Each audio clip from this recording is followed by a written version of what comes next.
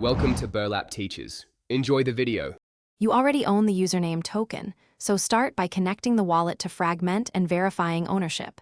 This proves you can transfer it. Once connected, choose the correct token standard and confirm the username appears in your account. Next, open the listing or sell flow, enter a clear title, and set a realistic reserve price in the accepted token.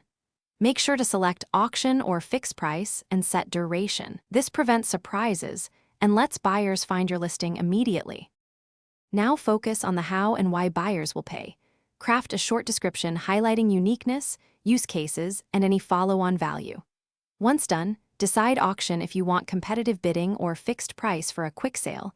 Adjust buy now and reserve to balance risk and reward. Make sure to attach clear visuals and relevant tags. Finally, prepare a short promo post and share it on Twitter, Mastodon, Discord channels, and Fragment community spaces to drive initial traffic and interest. When a buyer accepts your price or an auction ends, approve the marketplace contract and execute the sale transaction. This transfers the username NFT automatically. Once executed, confirm the funds arrived in your wallet and that the username now shows as sold on Fragment. If something goes wrong, pause and inspect approvals, pending non-C and gas settings.